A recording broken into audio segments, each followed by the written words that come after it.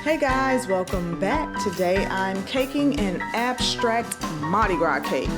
Let's get to it.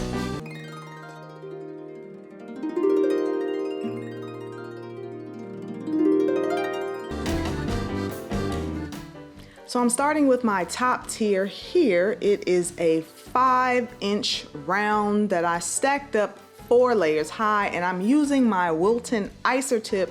I'll leave the number in the description box below, but I'm really loving this tip. Like, I've used it on a couple of my cakes, and I like it.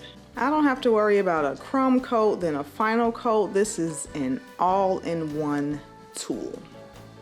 So this is, like I said, my top tier. I'm gonna get this rather smooth, but it doesn't have to be as smooth as normal because this cake is gonna be purple. So instead of dyeing a bunch of buttercream purple, what I like to do is do everything like normal with the white buttercream, and then I dye a small amount purple, and I use that, a thin layer of that, on the outside of my cake. So everything looks like it's one color, but it's not. It's good too because you don't have to worry about your mouth being purple. You know, you just don't eat the thin layer on the outside of the cake.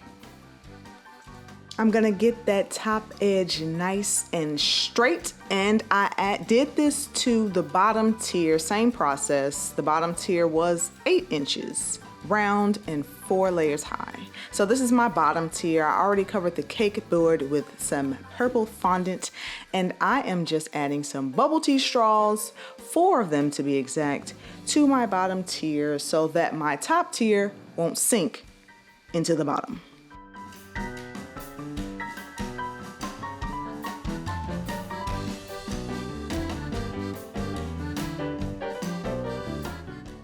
Now, after I add my center dowel, I'm gonna bring in my cold top tier. I always work with cold cakes because I can just pick it up just like that and put it on my bottom tier. If you get a little smudge, just buff it out with a bench scraper.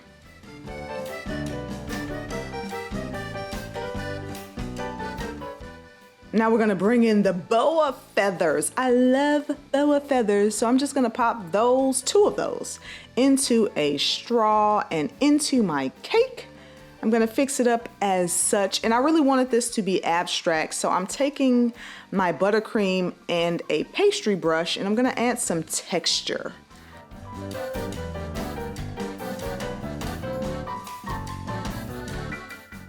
Now, you can't have a Mardi Gras cake without some green, gold, and purple. So I'm just gonna go in with my offset spatula and add some schmear, some texture with my purple, green, and gold buttercream. So I'm really going with my gut with this. Like, I don't have a plan, but I know I want it to look nice and texture and abstract. So here we go with some plastic wrap that I have dipped in my buttercream to add a bit more texture. So I'm interested, what's your favorite part of Mardi Gras? Is it the costumes, the king cakes, the parades? Let me know in the comments below. Now, I'm not gonna lie, my favorite part is the dancing, the vibe, and day drinking. Don't judge me.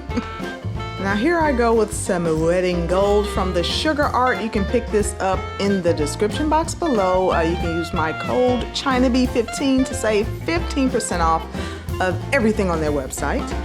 And I'm going in with the back of my paintbrush and adding some dots. I diluted this with a bit of food grade alcohol, so I'm adding some splashes. And I wanted it to be abstract yet elegant. My other accents were a faux flower from the craft store and these cheap, super cheap beads from Walmart. So I'm adding those beads. I used a bit of floral wire in like a U shape to just press it gently into the cake so that my beads stayed along the side of my cake, positioned exactly where I wanted them to. And I absolutely love this abstract Mardi Gras cake. If you liked it as much as I did, go ahead and hit the like button. Thank you so much for your support in subscribing, and I will see you guys next week. Bye.